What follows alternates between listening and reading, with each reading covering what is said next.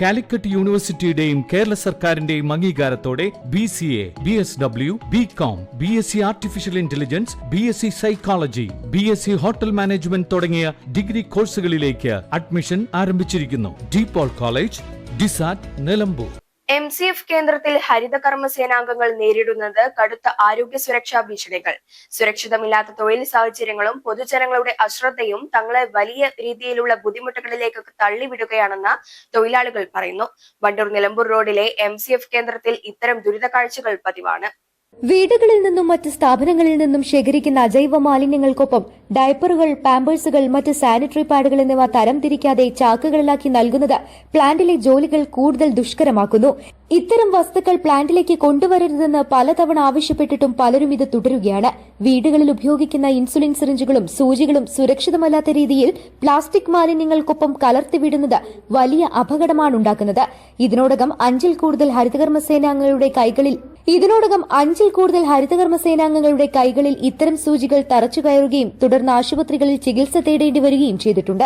Reject വേസ്റ്റില് നിറയെ എലികളും പൂച്ചയും പട്ടിയും ഇഴജന്തുക്കളും എല്ലാം നിറഞ്ഞു കിടക്കുന്ന അവസ്ഥയാണ് ഇപ്പോൾ ഉള്ളത്. ഞങ്ങൾ വരുമ്പോൾ ഓരോ ദിവസവും ഇഷ്ടംപോലെ എലികളാണ് അതിന് ഓടി വരുന്നത്. ഞങ്ങളെ കാലിൻ്റെ തൊട്ട് ഇപ്പോൾ ഒരു ചേച്ചീൻ്റെ കാലിന് എലി മാന്തുകയും ചെയ്തു. അതിന് ഇഞ്ചക്ഷൻ വെക്കാൻ പോയിട്ടുണ്ട്. അതുപോലെ വീടുകളിൽ നിന്ന് തരുന്ന വേസ്റ്റില് ഇൻസുലിൻ്റെ മാത്രമല്ല പാമ്പേഴ്സ് പോലത്തെ പാഡുകളും അങ്ങനെയുള്ള വസ്തുക്കളൊന്നും ഇടരുത്.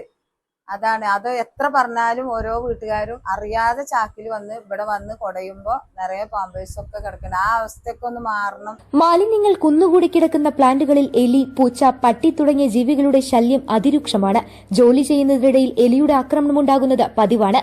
അടുത്തിടെ ഒരു ജീവനക്കാരിക്ക് എലിയുടെ കടിയേറ്റതിനെ തുടർന്ന് കുത്തിവെപ്പ് എടുക്കേണ്ടി വന്നതായും ഇവർ പറഞ്ഞു. കുറെ ചേച്ചിമാരെ കയ്യിന് കുത്തിയിട്ടുണ്ട്. ഒരു 5-8 ചേച്ചിമാർക്ക് തട്ടിയിട്ടുണ്ട്. ഒരാൾക്ക് രണ്ടാക്കൊന്നല്ല. എന്നിട്ട് ആസ്പത്രി പോയിട്ട് ഇഞ്ചക്ഷൻ വെച്ചിട്ടുണ്ടതിന്. അതിലൊരു ദിവസം ഒരു ചേച്ചിക്ക് കുത്തിയിട്ട് ആ മരുന്ന് കണ്ടുപിടിച്ച് അവിടെ നിന്നൊരു ബില്ല് കിട്ടിയപ്പോഴേ അപ്പൊ ആ വീട്ടുകാരെ തെരഞ്ഞു പിടിച്ച് ഡോക്ടർ വരാൻ പറഞ്ഞിട്ട് അവരെ വിളിച്ചു വരുത്തി. ഇനി അങ്ങനെയൊന്നും ഉണ്ടാവരുതെന്ന് ആ വീട്ടുകാരപ്പം അങ്ങനെ പറഞ്ഞു. ഇനി അങ്ങനെ ഉണ്ടാവില്ല അവരെ ഭാഗത്തുനിന്ന്. അങ്ങനെ ഓരോരുത്തരും അങ്ങനെ വിചാരിച്ചിട്ട് ഇനി അങ്ങനത്തെ ഒന്നും ഇടാനുള്ള അവർക്ക് മനസ്സുണ്ടാവരുത്. അങ്ങനെ ഇടാൻ ഒരു വീട്ടിൽ സൂചി തറച്ച സംഭവം ഡോക്ടർ ഇടപെട്ട ആ വീട്ടുകാരെ വിളിപ്പിച്ച് താക്കീത് നൽകിയതിനു ശേഷമാണ് അവർക്ക് ബോധവൽക്കരണമുണ്ടായത്.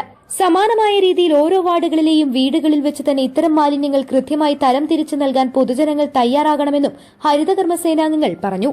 News bureau, Wandoor. സ്വന്തം ഹൈസ്പീഡ് ഇന്റർനെറ്റ്, നമ്മുടെ സ്വന്തം ഇന്റർനെറ്റ്.